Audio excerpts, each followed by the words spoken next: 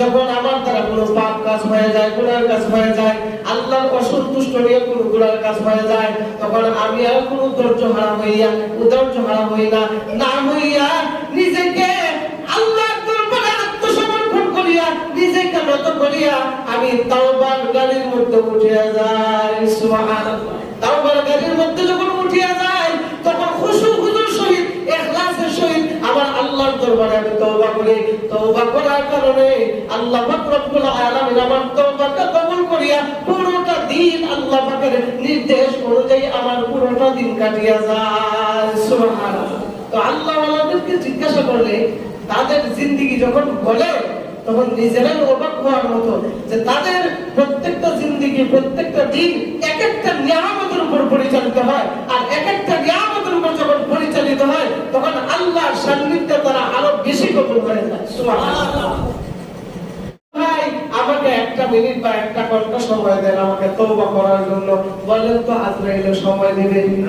আর জোরে বলেন না। আজরাইলের সময় দিবে না, কারণ আজরাইল পুরো দুনিয়ার মানুষের ক্ষমতা পালন করে না। আজরাইল একমাত্র কার ক্ষমতা পালন করে? দুনিয়ার কারো কথা শুনে? দুনিয়ার কোনো ক্ষমতাশীল ব্যক্তির কথা শুনে না, দুর্বল ব্যক্তির কথাও শুনে না, ছোট মানুষের কথাও শুনে না, বড় মানুষের কথাও শুনে না, নবীর কথাও শুনে না, ওলির কথাও শুনে না, আলেম ওলামার কথাও শুনে না। আজরাইল আল্লাহ প্রদত্ত যে দায়িত্ব আল্লাহ তাআলা দিয়েছেন, আজরাইল দায়িত্ব পালন করার জন্য অলকাম 24 ঘন্টার জন্য রেডি হয়ে আছে।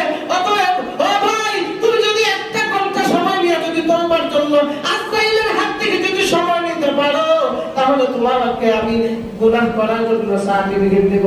ওই লোক বলে আমার দ্বারা কখনো সম্ভব না। সুবহানাল্লাহ। ওইটা তো কখনো সম্ভব না। কেন সম্ভব না? গুনাহ করার জন্য তোমার সম্ভব হয় তো আজরাইল তো জানলে একটু রিকোয়েস্ট করবা যে আমাকে একটা ঘন্টা পরে জানিও, আমি তওবা করিয়া যে জিন্দেগিতে যত গুনাহ করছি ওই গুনাহগুলো মাফ করাইয়া এরপর আল্লাহর দরবারে সানা দেই। তুমি একটু গিয়া বলবা না এটা আমার দ্বারা সম্ভব না, হয় বরঞ্চ জান নিতে আইছে এ আমার উল্টা আমরা মাইন্ড এরপরে জানি। সুবহানাল্লাহ। সুবহানাল্লাহ। জগৎ বিখ্যাত আল্লাহর ওলি ইব্রাহিম ইবনে আদহাম রাহমাতুল্লাহি আলাইহি ওনার কাছে ওনার সাক্ষাৎকারে আয়েশা এভাবে তালিমে বসতেন। ওই প্রত্যেকদিন ওনাদেরকে তালিম দিতেন।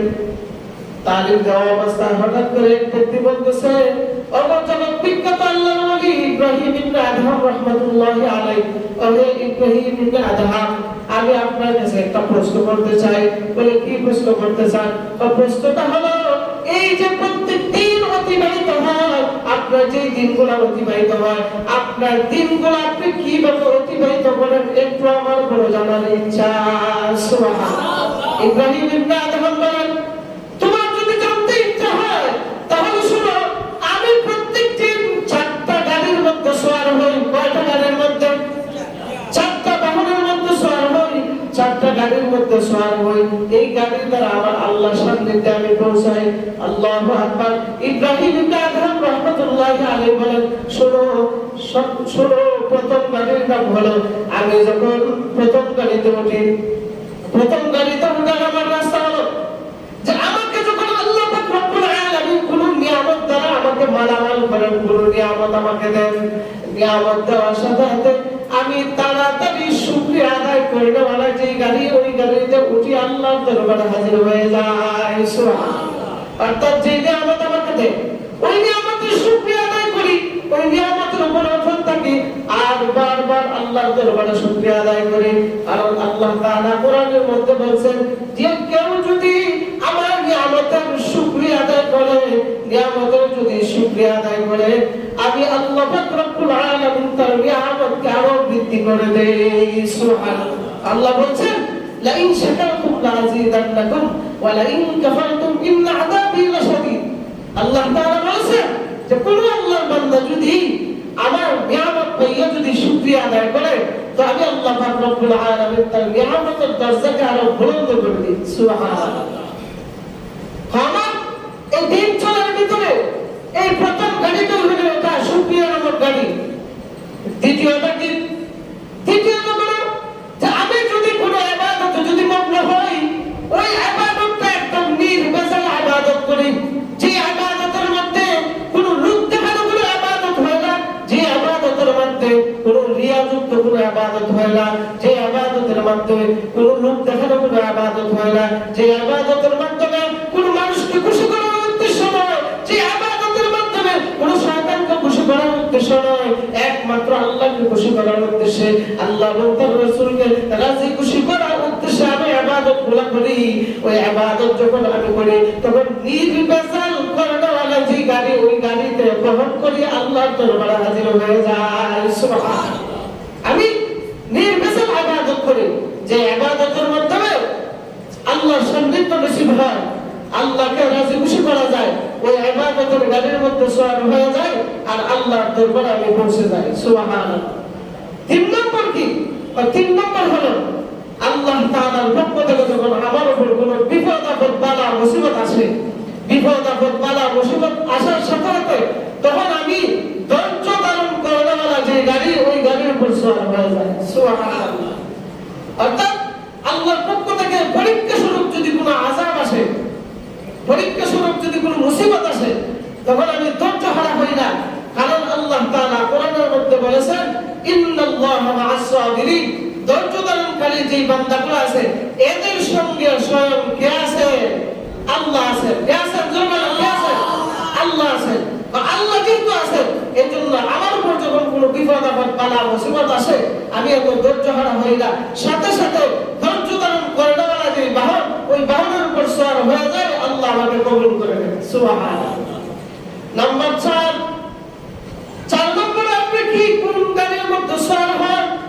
4 নম্বরে আমি ওই গাড়ির মধ্যে সওয়ার হই যখন আমার দ্বারা কোনো পাপ কাজ হয়ে যায়, গুনাহ কাজ হয়ে যায়, আল্লাহর অসন্তুষ্ট নিয়ে কোনো গুনাহ কাজ হয়ে যায়, তখন আমি আর কোনো ধৈর্য হারা হইয়া, উদার্য হারা হই না, না হইয়া নিজেকে আল্লাহর দরবারে আত্মসমর্পণ করিয়া, নিজেকে নত করিয়া আমি তাওবার গাড়ির মধ্যে উঠিয়া যাই। সুবহানাল্লাহ। তাওবার গাড়ির মধ্যে যখন উঠিয়া যাই তখন খুশু হুজুর সহিত, ইখলাসের সহিত আমার আল্লাহর দরবারে আমি তওবা করি। তওবা করার কারণে আল্লাহ পাক রব্বুল আলামিন আমার তওবাকে কবুল করিয়া পুরোটা দিন আল্লাহ পাকের নির্দেশ অনুযায়ী আমার পুরোটা দিন কাটিয়া যায়। সুবহানাল্লাহ। তো আল্লাহ ওয়ালাদেরকে জিজ্ঞাসা করলে তাদের জিন্দেগি যখন বলে তখন নিজেরাই অবাক হওয়ার মতো, যে তাদের প্রত্যেকটা জিন্দেগি, প্রত্যেকটা দিন এক একটা নিয়ামতের উপর পরিচালিত হয়, আর এক একটা নিয়ামতের উপর যখন পরিচালিত হয় তখন আল্লাহর সান্নিধ্য তারা আরো বেশি কবুল হয়ে যায়। সুবহানাল্লাহ। আরেক লোক আসছে, আয়েশা বলতেছে, হে ইব্রাহিম ইবনে আদহাম রাহমাতুল্লাহি আলাইহি, আমি তো অনেক গুনাহগার, আমি খুব গুনাহ করি, আমি গুনাহ করতে বড় ভালোবাসি, আমি এক কাজ করতে আমার ভালো লাগে না, আমি গুনাহ করতে খুব ভালোবাসি। তো আপনি এক কাজ করেন, আমাকে গুনাহ করার জন্য সার্টিফিকেট দিয়ে দেন। বলেন নাউজুবিল্লাহ। কি করার জন্য? কথা বলেন না। কি করার জন্য? গুনাহ করার জন্য। এমন আজব কথা কেউ জীবনে বলবে? হ্যাঁ, জীবনে হয়তো আয়েশা কোনো হুজুরের কাছে বলবে না, বরঞ্চ আরো বলবে যে আমার গুনাহটা কিভাবে মাফ করা যায়, করানো যায়, আমাকে একটু দোয়া শিখিয়ে দেন না, বা একটা আমল শিখিয়ে দেন না, এগুলো বলবে। হে কি হয় যে আমার গুনাহ করার সার্টিফিকেট দিয়ে দেন। নাউজুবিল্লাহ বলেন। ইব্রাহিম ইবনে আদহাম রাহমাতুল্লাহি আলাইহি বলেন, ও ভাই, তুমি যদি গুনাহ করার সার্টিফিকেট নিতে চাও তাহলে আমার 6টা জিনিসের জবাব দাও, 6টা কথার জবাব দাও। 6টা কথার জবাব যদি তুমি দিতে পারো, 6টা কথার আমল যদি করতে পারো, তাহলে আমি ইব্রাহিম ইবনে আদহাম বলে দিলাম, আমি মসজিদ থেকে তোমাকে আমি গুনাহ করার সার্টিফিকেট দিয়ে দেব। ও ভাই, এই 6টা কথা যদি তুমি মেনে চলতে পারো তাহলে তোমাকে আমি গুনাহ করার সার্টিফিকেট দেব। সে তো অনেক খুশি, অনেক খুশি হয়ে গেছে। 6টা জিনিস, 6টা শর্ত হতে পারে, ওনার কোনো ব্যক্তিগত কোনো কাজ হতে পারে, বলো কোনো সমস্যা নাই, মাথা বাইন্দা ঘরে বলবো, এরকম তো গুনাহ করার সার্টিফিকেট পাবো। বলে নাউজুবিল্লাহ, এরকম তো গুনাহ করার সার্টিফিকেট পাবো। তো ইব্রাহিম ইবনে আদহাম বলেন, ও ভাই, তুমি কি গুনাহ করার সার্টিফিকেট নিতে চাও? হ্যাঁ, নিতে চাই। তাহলে 1 নম্বর সার্টিফিকেট হলো, তুমি যদি গুনাহ কাজ করতে চাও তো তোমাকে আমি বললাম, তুমি যদি গুনাহ কাজ করতে চাও, আল্লাহর এই জমিনের মধ্যে আল্লাহ তাআলা তোমাকে যেই সমস্ত রিজিক দিয়েছে, এই রিজিক খাওয়া তুমি বন্ধ করে দাও। বলেন না সুবহানাল্লাহ। কি করো না? রিজিক খাওয়া কি? কথা বলেন না, কথা না বলে ওয়াজ করতে পারবো না তো। কি কি বন্ধ করতো? রিজিক, রিজিক, ভাত তরকারি যা খান কাশিয়া সব বন্ধ।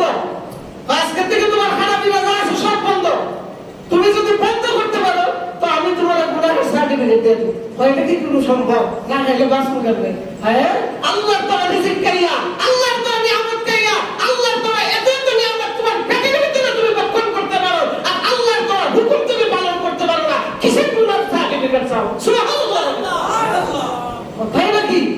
কথা না, এই শর্ত আমার দ্বারা হবে না, তাহলে গুনাহ সার্টিফিকেট দিব না। আচ্ছা, 2 নম্বর শর্ত বলেন। 2 নম্বর শর্ত হলো, যদি তুমি গুনাহের সার্টিফিকেট নিতে চাও, 2 নম্বর শর্ত হলো আল্লাহর এই জমিনের মধ্যে থেকে তুমি কখনো গুনার কাজ করতে পারবে না। আল্লাহর এই রাজ্য ছেড়ে অন্য কোনো রাজ্য তুমি চলে যাও, ওই রাজ্যের মধ্যে গিয়ে তুমি ইবাদত করে, বলেন সুবহানাল্লাহ। আচ্ছা বলেন, আল্লাহর এই দুনিয়া ব্যতীত কোন জায়গায় যাওয়ার মতো কারো বাবার ক্ষমতা আছে? একদম ক্ষমতা আছে? কারো ক্ষমতা নাই। আল্লাহর এই বিশাল দুনিয়ার মধ্যে আমরা বিচরণ করি, যত মাখলুকাত আছে সব বিচরণ করে। যদি কাউকে বলা হয় এই দুনিয়া ছেড়ে অন্য কোথাও গিয়ে তুমি গুনার কাজ করো, যাও, করতে পারবা কিনা? যদি বলো আমি কবরে গিয়ে গুনার কাজ করব, করতে পারবা? একটা আমল নামা তোমার গুনাহ লেখা হবে না। সুবহানাল্লাহ। কারণ ওইখান থেকে আখিরাতের জিন্দেগি শুরু। ওইখানে গিয়ে তুমি যদি কোরআন শরীফ পড়ো, নামাজ পড়ো, তাসবিহ তাহলিল পড়ো, গুনার কাজ করো, একটা আমল নামার মধ্যে লেখা হতো না। সব লেখা বন্ধ, নেক লেখা বন্ধ। অতএব দুনিয়া ব্যতীত কোন জায়গায় আল্লাহর ইবাদত করা, কোন জায়গার মতো কোন ব্যবস্থা আছে? ইবাদত করার ব্যবস্থা কোথায়? জোরে বলেন না, কোথায়? আমরা ইবাদত কোথায় করব? দুনিয়াতে করব। মসজিদে তো বুঝছি, কোথায় করব? দুনিয়াতে থাকা অবস্থায় না মরার পরে করবে? হ্যাঁ, এখন যদি বলেন যে উত্তম জায়গা কোনটা ইবাদতের, তখন বলবেন মসজিদে। এটা বলছেন তো, বলেন যদি আমরা ইবাদত করতে চাই, কোথায় থেকে ইবাদত করব? দুনিয়া। কোথায় থেকে? কেউ যদি আপনি আমাদেরকে বলে যাও তুমি দুনিয়াতে, যেহেতু গুনার কাজ করবা, দুনিয়াতে করতে পারবে না, অন্য কোন রাজ্য, অন্য কোন দুনিয়া থেকে তুমি গুনার কাজ করো, বলেন কারো যাওয়ার ক্ষমতা আছে? হ্যাঁ, এখন যখন বলছে ওইটা কি করে সম্ভব? এটা কি করে সম্ভব? আমি গুনাহ করি, গানেক করি, এগুলো তো দুনিয়াতে, মরলে বলো তো আর এগুলো সব সাহসবাই মোরা যোগ্যতা অর্জন হবে না। তাহলে এত বড় দুনিয়ার কিয়ামতের মধ্যে তাকিয়া, আল্লাহর দেওয়া দুনিয়ার মধ্যে তাকিয়া, আল্লাহর এই জমিনের মধ্যে তাকিয়া তুমি কেমনে গুনাহ করার জন্য সার্টিফিকেট চাও? সুবহানাল্লাহ। এটা আমার দ্বারা সম্ভব না। আচ্ছা ঠিক আছে, আপনি 3 নম্বর শর্ত বলেন, দেখি কি করা যায়।